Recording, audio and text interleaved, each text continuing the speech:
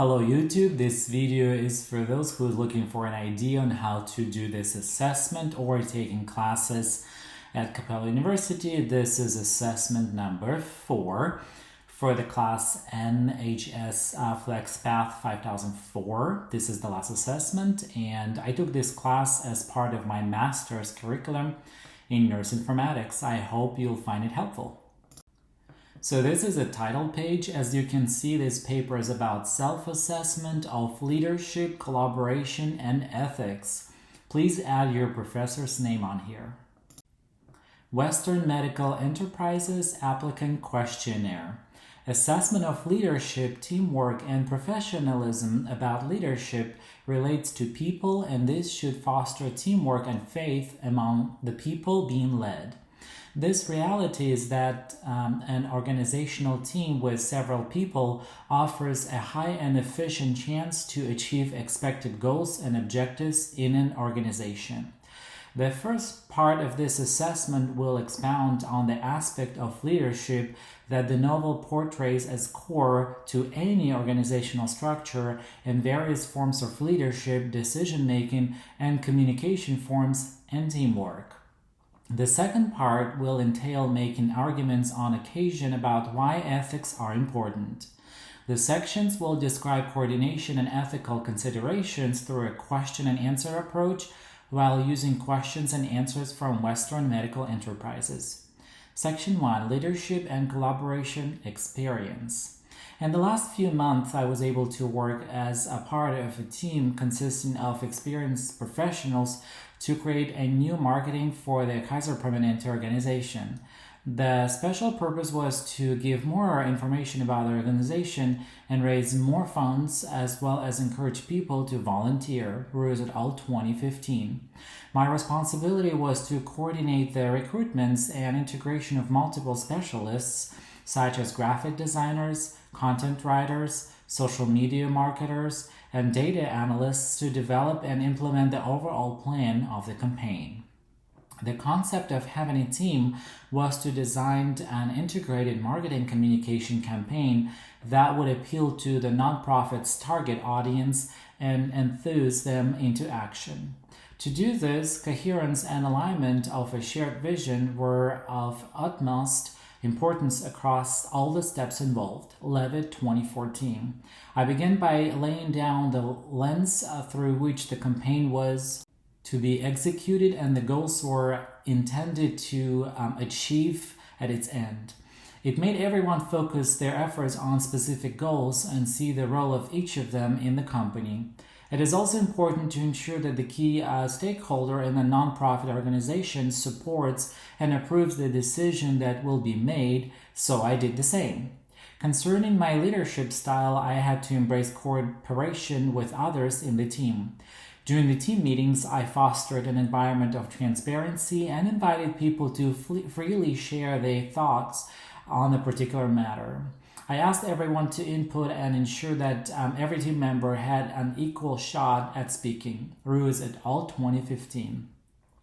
As far as decision-making is concerned, I tried to integrate everyone into the decision-making process whenever this was feasible. But on the other hand, if some decisions needed to be made that could be potentially stall the project, I was ready to make them. In the management aspect, I ensured frequent dissemination of progress, challenges, and any changes in the plan to the team. Organizational collaboration was very important to this project since it involved multiple things and people. To ensure that team members contributed to their best, I made sure that I set my expectations to make certain that we had a trusting relationship, which also encouraged other members in the group to speak up when they needed assistance. Levitt 2014. I wanted team members to express themselves, come up with creative plans, and also to present their ideas by critiquing each other's politely. I also ensured that there was recognition of each team member's input. This was to ensure that all the members felt valued and had ownership of their tasks in the project. To boost the spirits and keep the team going through the project, I choose to emphasize the major successes we would likely to achieve along the way and express the significance of our work for the nonprofit organization and the people involved in helping. I'm also tempted to leave room for the team members to mingle and have a bit of fun within the working environment, for instance, suggesting that the team prepares for a team building event or a team lunch to celebrate the completion of a significant project. Further, it focuses on serious signs of fatigue or irritation and does its best to offer them assistance and extra materials if necessary. All in all, this project was completed successfully, but I can identify some of the crucial moments that might have been implemented better on the level of leadership and teamwork, Ruse et al. 2015. For instance, I could have been more aggressive in trying to get to the root of conflict points or issues that are likely to arise in the team. I understand that there is probably a level at which I overused brainstorming during some processes, which might have made the decision-making process a bit lengthy. In terms of the improvements to be made in the future, I should pay more attention not only to being an inclusive leader, but also to thinking more carefully at the same time. Section 2, Key Ethics Experience. One ethical issue I faced in a healthcare facility involved the patient's rights, specifically privacy and confidentiality, Levitt 2014. I had served in a large regional hospital as a registered nurse, and one day while on duty, I overheard two physicians discussing the medical history of a patient in the corridor. It was not a discreet or confidential environment, and I could easily identify the patient's name and other details about their illness and care plan. Having learned the code of ethics of the hospital I work for and the registered nurse professional code of ethics that I subscribe to, I understood the need to respect and uphold the privacy and confidentiality of the patient. The Healthcare Code of Ethics for Nurses defines that the nurse must respect and support the patient's rights, health and safety, and maintain confidentiality of the patient's information, Canadian College of Health Leaders.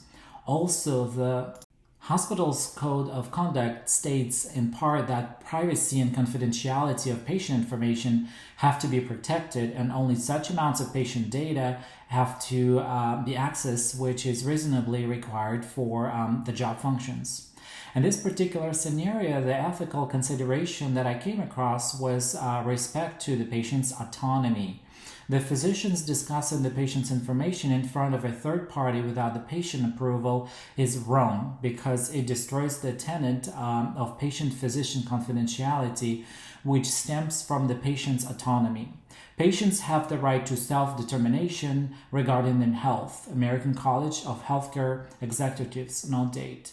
In addition to observing this interaction, the possibility of retention of such a sensitive piece of information meant to be undisclosed to a third party further violated the patient's right to self-determination. As the matter progressed, I thought about it and I stepped closer to the physicians and politely told them that as doctors they need to ensure patient autonomy and those should not discuss such matters around patients. I did not have any issues questioning them or telling them that I had overheard them and wanted to discuss the issue at hand, as I wanted to be it to be done professionally and more appropriately. This is a reference page. Thank you for watching, and I hope you now have a better idea about how this assessment should look like for a submission. Thank you all. Boris Garavan. Bye.